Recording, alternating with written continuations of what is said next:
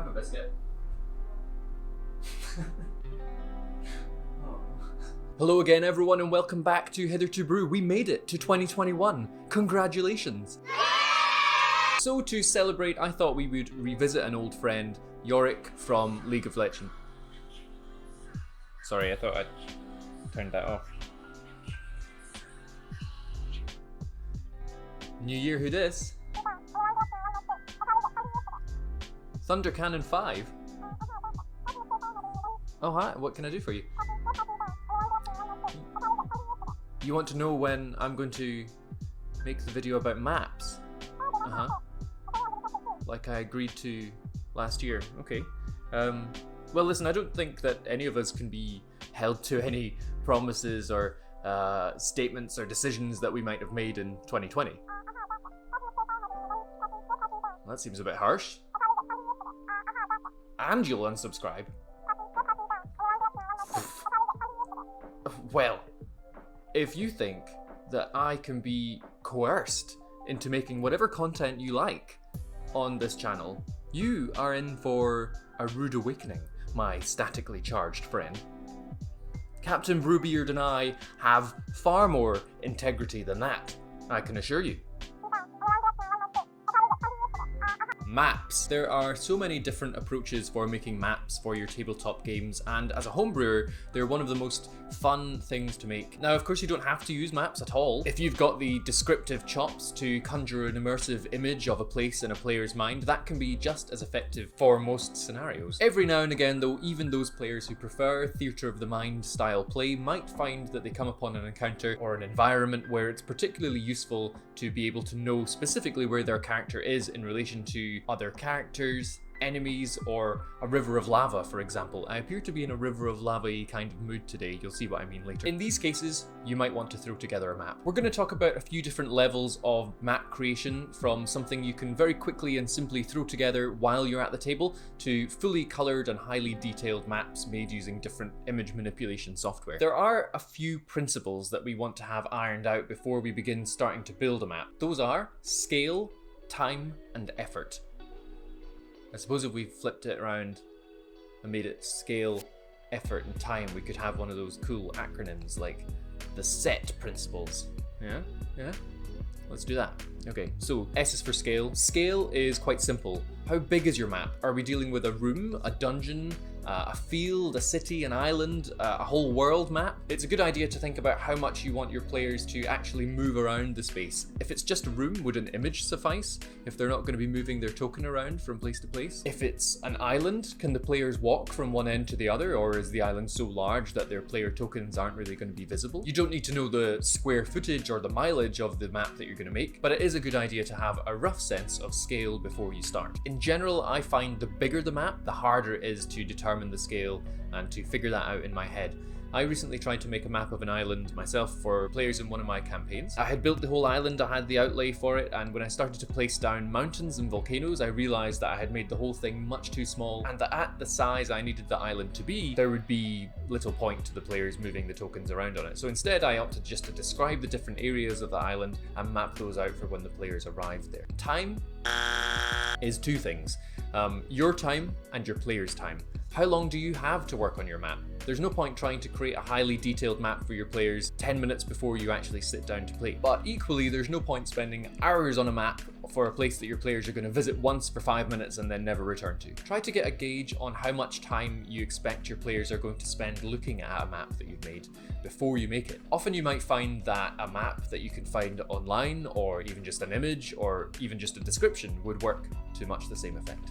And then lastly, we've got effort. Similar to time, it's two things: your effort and your player's effort. Do you want to painstakingly paint in every tree and boulder in this forest clearing where your group is camped? Could your evil warlord's keep use a little bit more polish to match the epic climactic tone of the final boss battle? Make sure you've got an idea of how much effort you want to put into your map before you begin. This sort of goes hand in hand with how much time you want to spend on it as well, but also consider how much effort the map is going to require on on your player's part. If the map details a large area with place names for all the towns and villages, or a fortress with multiple points of entry and guard posts, make sure that you know before you begin that your players are going to want to put in the effort to understand that map. The other side of this is understanding how much your players are likely to be able to fill in themselves. You can save yourself a lot of effort by leaning on your players to do a little bit of work to figure out and make the deduction that that green blob is probably a forest and those blue wiggles are probably waterways. They might even be the kind of players who see a landmark on your map that is marked with just an X or a star or something like that and suddenly become interested in what that could be, asking you to tell them more or offering to make a roll to determine if they know what that is. Don't do more work than you have to and save that effort for those pieces that you want to be really, really special. Right, okay, so we've followed the set, sti,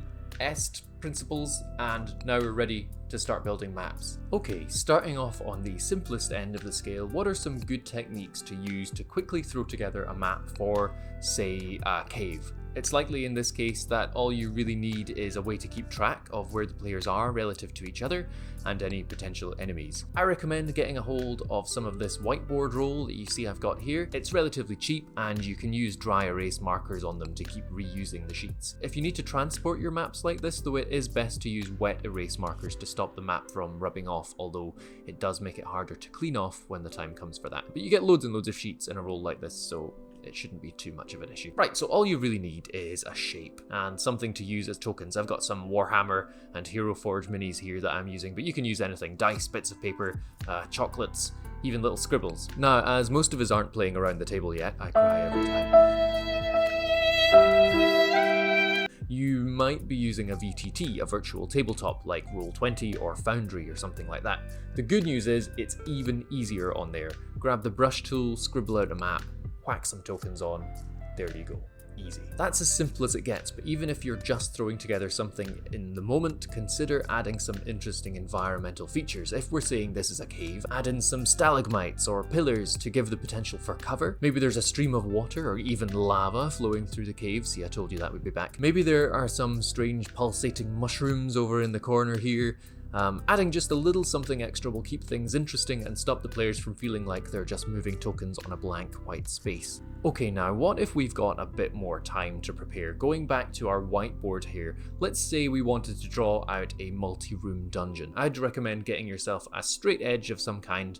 I've got a ruler here and some circular objects that you can draw around, and start by just making out some outer edges. What kind of dungeon is it? Not a cave this time, let's say a ruined temple. So I always start from the end of the dungeon. Where do I want my players to end up? Maybe there's a tomb where there's a lost guardian protecting the remains of an old dead priest. So I start by thinking about the dimensions. I want it to be a fairly large room because I expect there to be a big fight here. I'll come back later and add the features of this room. Now you can see that I'm somewhat limited by the size of my page here, but if I wanted I could have the dungeon over several pages. For now I'm going to say that there are two ways into this room, so I draw out some corridors. Maybe one of them is partially collapsed and one leads to a room here and the other leads to a collapsed area. These both join up and lead off the map somewhere else. So I've got a simple 3-room dungeon, and maybe there's more on another page. The first thing the players will encounter as they come through is this junction here. So we could add something, a feature here that suggests what lies in each direction. Maybe a big crack in the floor that goes off this way and a lit torch down here. I'll go through the whole map and fill out a few of the details, but I'm using a lot of the same principles as before, just taking a bit more time and care. Okay, we've got this flooded section here that the players will have to either swim through or navigate around if they don't want to turn back. There could be some water-based enemies in here, or just a skill check to remove some of the debris to get past. In this room, I've made the scene of some sort of fight. These holes in the wall with blood trails leading off. I didn't need to clutter up the room by putting bodies or anything everywhere. Your players, upon seeing this, will definitely be curious enough about those blood trails to give you an excuse to give a good description of this room. Then we've got our final chamber with our sarcophagus and our big fight. I've put a pit in the middle here and some other features around the edges, but I've left most of the space open so it's easy to read and understand where the boundaries are. I would explain to my players as they entered that this was a pit and these were pillars and this was the sarcophagus. Anything you can do here, you can do on a VTT as well, just without the need for circular things like candles and rulers. As far as map making on a whiteboard goes, or using something similar, my top piece of advice would be to keep things simple. Avoid clutter and, where possible, avoid any writing on your map. Keeping things clean and easy to understand is best, and supplement that with your powerful descriptions of the spaces. For anything more complex, I would recommend upgrading to one of the toolkits that I'm going to show you in a bit. I just spilled tea on myself. Luckily it wasn't that hot. First though, something I see come up a lot are tips for ways to come up with interesting shapes for land masses or regions of your map. I thought I'd share a few of my favorites. Okay, so we've got a blank sheet of whiteboard roll here, but this applies to whatever tool you're using. I actually use a version of this technique when I make maps digitally. It can be quite tough to get a realistic or interesting shape for, say, an island or a cave system. When I draw them freehand, they almost always end up looking too smooth or blobby, and that's whether I'm drawing them digitally or on paper. So here are a few things to try to give you a more interesting shape. In general, they all come down to throw a bunch of crap on the page. You can use dice, if you're not like me that is, and you have more than this pitiful little bag of them. I've seen methods that use the rolls on the dice as well to determine where your landmarks are. We don't have a 20, but we can turn this into a 20. This 20 here could be the capital city, if this were an island, or the 1 there could be the site of some sort of natural disaster. We could also use the dice rolls to guide elevation of topography. So maybe this 20 is actually the highest mountain. But if we draw around these, we get something way more interesting than what we had before. So let's say this is a cave system rather than an island, so we can put an extra bit on here and join this there. There you go, that's much better. Another one I like is using an orange peel. Let's see if I have an orange. I do, great. Okay, I guess you could just throw down the bits of orange as well, but I prefer to place them more like I'm building it up as I go, like this. Another less messy method, which is something that I still do, is just to find another map, or even just a shape that you like. Make an approximation of it, not copying it exactly, but just using it to inspire the shape of your own map. Now, I'm not much good at drawing maps by hand, so I really wouldn't try to build anything much larger than a few rooms on my whiteboard. For anything with a larger scale, or that I want to look just a little bit more special, I would always suggest that you go digital. That being said, there are some amazing cartography artists out there who do it all by hand with pen and paper. That's sorcery to me. Don't know how they do it. You could use Photoshop, Illustrator, Procreate. I know a lot of people really like to use Incarnate, which is sort of built with map making in mind, but I'm going to introduce you to my absolute favorite toolkit for building maps. I'll go through some of the features now to round us off, and next time I'll do a deep dive on these tools in particular and how we can use them to make some really amazing maps for encounters,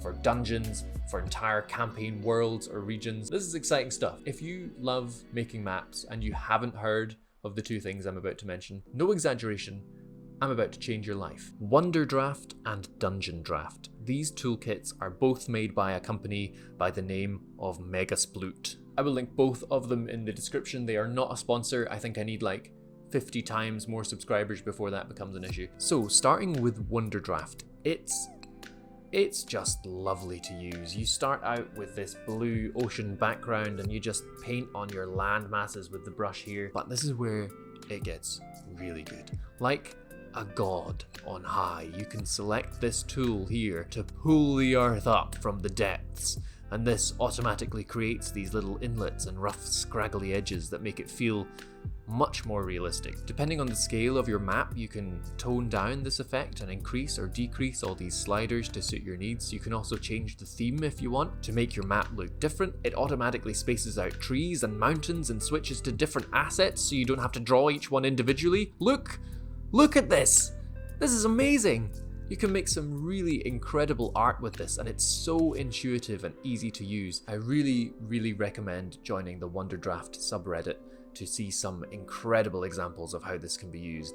Then we've got Dungeondraft. Now, Dungeondraft is still in beta, but it already works pretty well, and it's sort of Wonderdraft's little brother.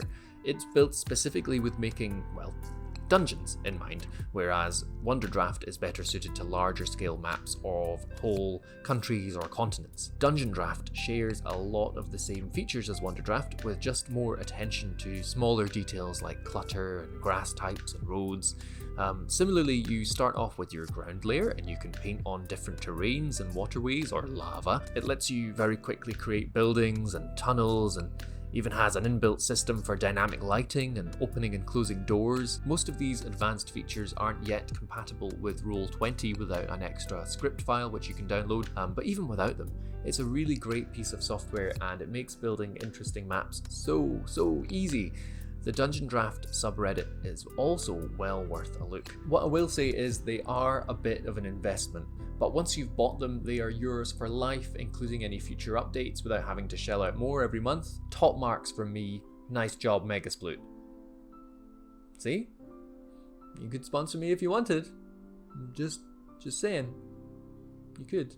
If you're watching this video and you haven't subscribed, do that now so that Megasploot can sponsor me. That's it for today. I don't yet know obviously how this is going to edit together, but I suspect that these deep dive videos are going to be a little bit longer because I want to make sure that I give you some useful takeaways.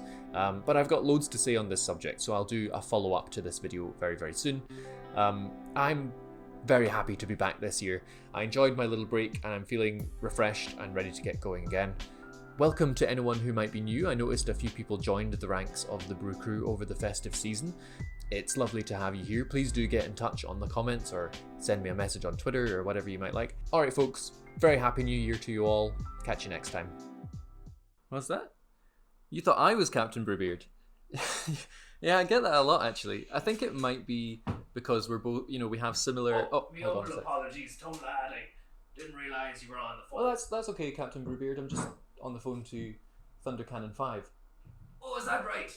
Have you made his map video yet? Yeah, I've just made it now actually. If you want to have a look, I'll show you later. Right you are, Tomo me boy. Give me best to Thunderclap69. Yeah, okay, yeah, we'll do. Hashtag brew. Right. Sorry. Yeah,